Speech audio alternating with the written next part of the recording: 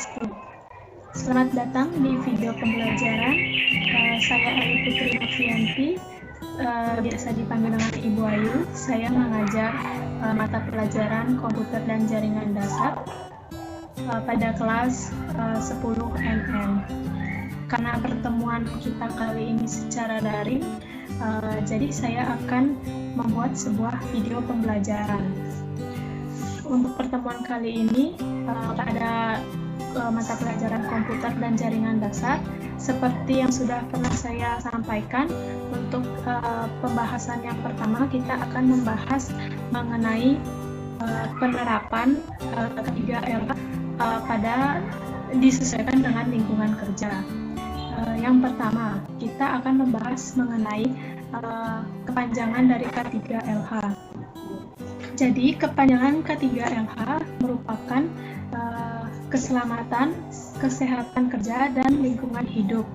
Dalam K3LH, keselamatan, kesehatan kerja, dan lingkungan hidup meliputi 2 poin. Yang pertama ada meliputi keselamatan yang berkaitan dengan mesin, alat kerja, bahan dan proses pengolahannya, tempat kerja dan lingkungannya, serta cara-cara melakukan pekerjaan. Untuk yang kedua meliputi sarana utama untuk pencegahan kecelakaan, cacat, dan kematian sebagai akibat dari kecelakaan kerja. Dasar hukum K3LH diatur dalam Undang-Undang Nomor 1 Tahun 1970 tentang Kesehatan dan Keselamatan Kerja, yang dimana pada undang-undang tersebut mengatur keselamatan kerja dalam segala tempat kerja, baik di darat, di dalam tanah, di permukaan air, di dalam air maupun di udara yang berada di dalam wilayah kekuasaan hukum Republik Indonesia. Untuk selanjutnya, kita akan membahas mengenai tujuan keselamatan dan kesehatan kerja. Tujuan keselamatan dan kesehatan kerja di antaranya yang pertama terdapat melindungi, yaitu melindungi para pekerja dari kemungkinan-kemungkinan buruk yang mungkin terjadi akibat kecerobohan pekerja atau siswa.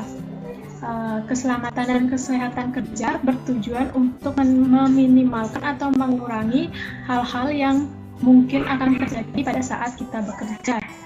Yang kedua, tujuan keselamatan kerja dan kesehatan kerja yaitu memelihara kesehatan para pekerja atau siswa untuk memperoleh hasil pekerjaan yang optimal. Yang ketiga, mengurangi angka sakit atau angka kematian di antara pekerja. Yang keempat, mencegah timbulnya penyakit menular dan penyakit-penyakit lain yang diakibatkan oleh sesama pekerja. Yang kelima, tujuan keselamatan dan kesehatan kerja yaitu membina dan meningkatkan kesehatan fisik maupun mental. Yang keenam, menjamin keselamatan setiap orang yang berada di tempat kerja. Yang terakhir, tujuan keselamatan dan kesehatan kerja yaitu sumber produksi dipelihara, dipergunakan secara aman dan seefisien.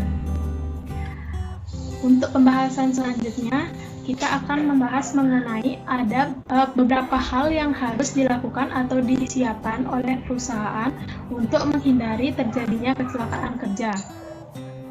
Yang pertama ada pada setiap laboratorium atau ruangan dibuatkan tata tertib. Jadi adanya tata tertib ini berguna untuk menjadikan lebih tertata dan beraturan sehingga para pekerja mengetahui hal apa yang boleh dan tidak diperbolehkan untuk dilakukan pada saat di lingkungan kerja. Yang kedua, setiap alat yang dioperasikan dengan menggunakan mesin harus dibuat instruksi kerjanya. Jadi pada sebuah mesin sebelum dioperasikan harus ada petunjuk penggunaan agar yang dimana berguna untuk para pekerja agar dapat terhindar dari kecelakaan kerja. Selain itu sudah pasti untuk mempermudah dalam pekerjaan. Yang poin ketiga, beberapa hal yang harus dilakukan menghindari terjadinya kecelakaan kerja, yaitu pada setiap ruangan agar dibuatkan poster-poster keselamatan kerja dan label-label yang menunjukkan bahaya kecelakaan yang mungkin saja terjadi. Tujuan dari pembuatan poster-poster keselamatan kerja dan label-label yang menunjukkan bahaya kecelakaan ini yaitu untuk memperkecil angka kematian atau kecelakaan kerja yang terjadi pada lingkungan kerja. Yang keempat, bahan-bahan berbahaya seperti bahan kimia, fungisida, bakterisida, rodentisida, herbisida, insektisida, pupuk anorganik, dan sebagainya diberikan label dan tanda dengan menggunakan lambang atau tulisan peringatan pada wadah. Untuk selanjutnya, dalam bekerja, khususnya menggunakan komputer, tentu adanya petunjuk penggunaan untuk menghindari kecelakaan dalam bekerja, misalnya seperti cedera atau kerusakan mata atau perpindahan tulang. Ya, tentunya pada saat menggunakan komputer, khususnya yang menggunakan mouse, terdapat petunjuk penggunaan bagaimana cara menggunakan mouse yang baik untuk menghindari cedera pada tangan. Kalian bisa lihat pada gambar yang sudah saya masukkan pada slide. Di sana terdapat yang mana memegang mouse yang benar dan mana memegang mouse yang salah, yang tidak untuk dilakukan. Jadi penggunaan mouse, tangan harus garis lurus pada mouse, tidak boleh menekuk ke bawah atau menekuk ke atas, dan menekuk ke kiri atau ke kanan sesuai dengan gambar. Jadi harus lurus sesuai dengan pada mouse-nya. Yang kedua, posisi tangan pada penggunaan mouse harus lurus sejajar dengan meja kerja. Jadi kalian tidak boleh memakai mouse mengangkat pergelangan tangan atau membawa ke bawah pergelangan tangan pada saat memegang mouse. Yang ketiga, siku juga harus fleksibel, tidak lurus. Jadi jangan memposisikan tangan selurus-lurus mungkin pada saat memegang mouse. Jadi kalian harus memfleksibelkan agar bahu kalian tidak mengalami kram, sakit, cedera. Jadi harus disesuaikan.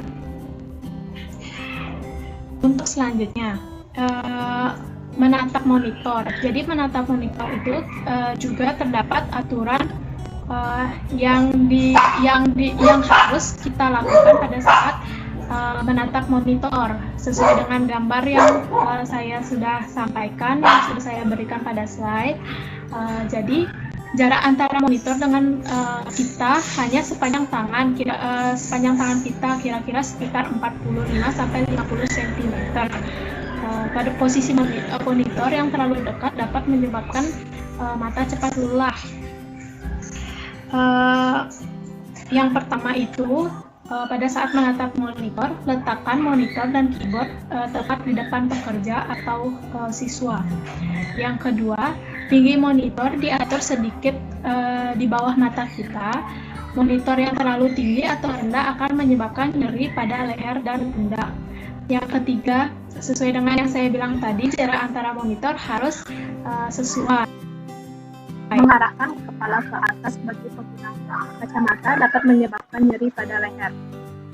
Untuk selanjutnya, apabila menyalin dokumen, letakkan sedekat mungkin dokumen di dekat monitor atau di bawah monitor untuk mengurangi nyeri di leher karena terlalu banyak menulis. Jadi kalau kalian misalnya mengetik dokumen atau apapun itu, kertasnya itu harus diletakkan di dekat monitor atau di bawah.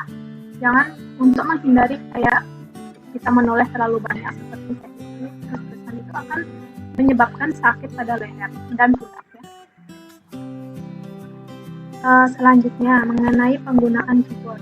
Sama halnya dengan penggunaan mouse, menggunakan keyboard pun juga akan jika salah akan mengalami kecelakaan kerja, yaitu cedera pada jari-jari, cedera pada pergelangan tangan. Jadi sesuai dengan pada gambar yang sudah saya berikan, berikut merupakan penggunaan keyboard yang baik dan benar. Jadi pada sisi kiri ini merupakan penggunaan keyboard yang benar, yaitu sejajar pada meja kerja. Yang salah, penggunaan keyboard yang salah, yaitu tidak boleh jari ke kanan atau terlalu ke dalam, terus pergelangan tangan naik, itu tidak boleh ya. Untuk selanjutnya, penggunaan laptop.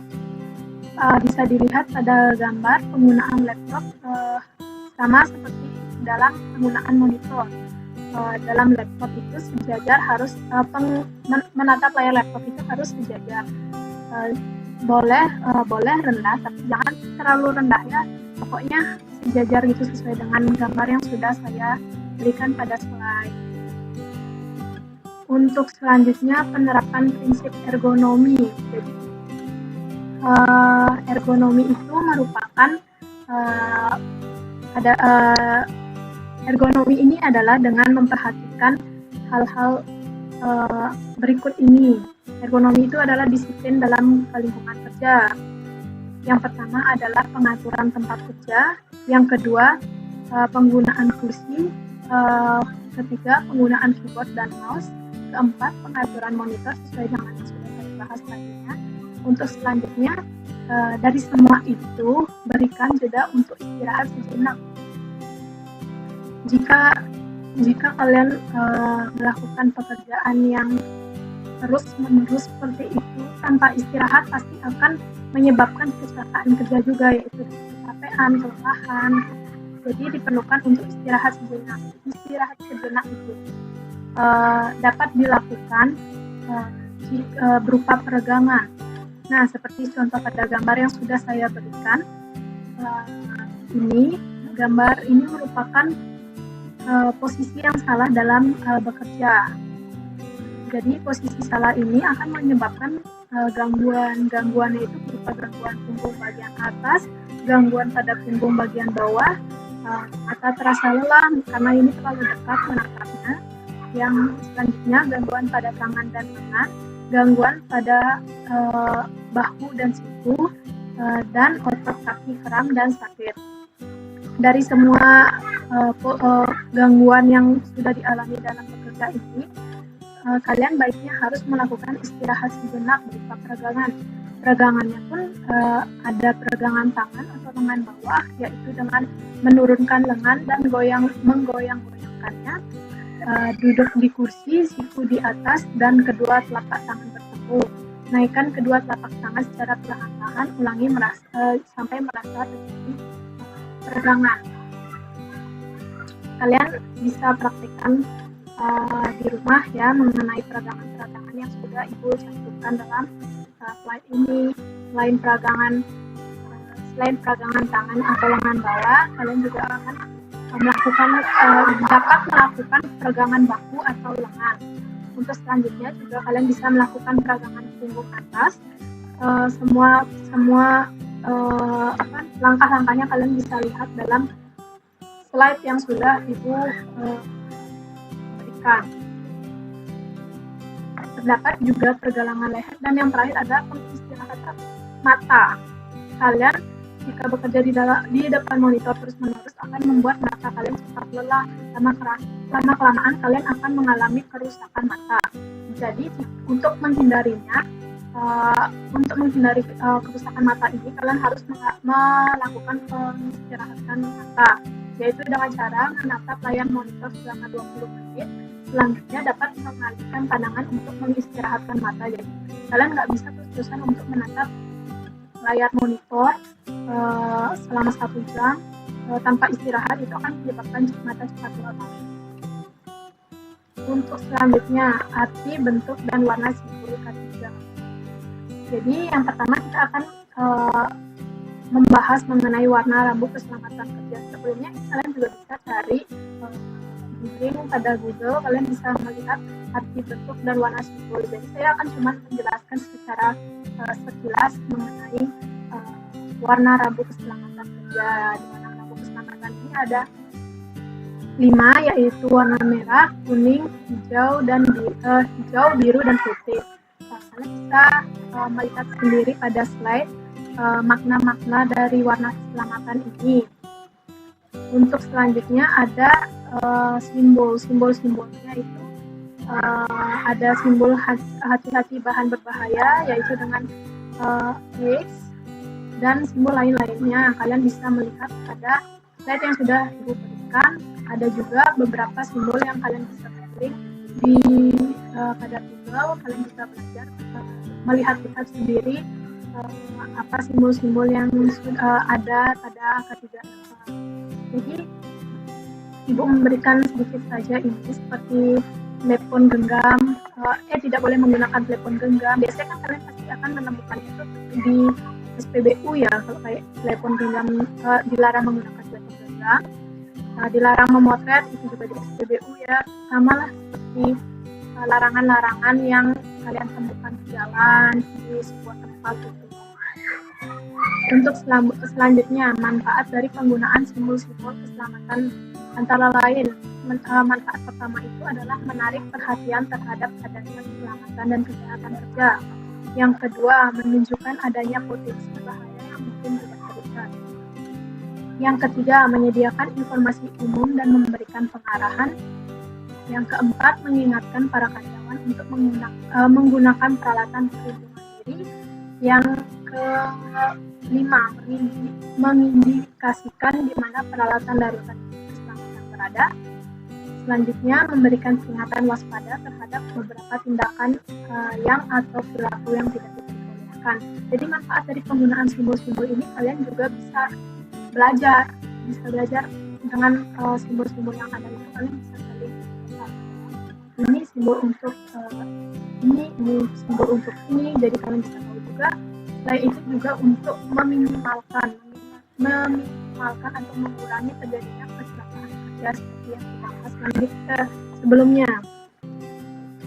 Untuk selanjutnya, saya akan menjelaskan hanya sedikit saja mengenai arti dan makna simbol lambang atau logo K3 itu. Jadi yang pertama itu bentuk lambang K3 itu adalah palang dilingkari roda berjenis 11 berwarna hijau di atas warna dasar putih. Bisa lihat sendiri gambarnya pada Google mengenai bentuk lambang K3. Jadi simbolnya itu terdapat tiga poin ya. Yang pertama adalah palang. Palang itu adalah bebas dari kecelakaan dan penyakit akibat kerja. Yang kedua ada roda gigi, yaitu melambangkan bekerja dengan kesegaran jasmani dan rohani. Yang ketiga warna putih yang artinya bersih dan suci. Yang keempat mengenai warna hijau artinya selamat dan sehat dan sejahtera.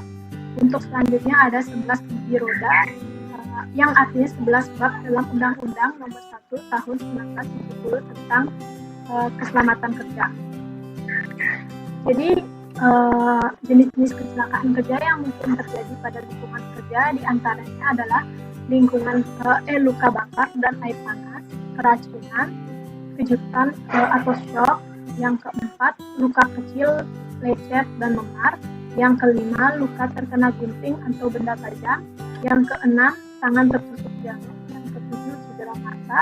Yang kedelapan, kecelakaan listrik. Yang kesembilan, pendarahan. Jadi setiap kalian melakukan di tempat kerja, pasti ada kecelakaan kerja yang sebenarnya tidak bisa kalian hindari, tapi kalian bisa menguranginya dengan kalian patuh terhadap keselamatan kerjanya pada lingkungan kerja ya. Jadi sekian penyampaian informasi video pembelajaran yang sudah Ibu sampaikan. Jadi segitu saja dulu untuk pertemuan kali ini mengenai penerapan K3RH disesuaikan di lingkungan kerja. Akhir kata Ibu ucapkan terima kasih dan Om Santi.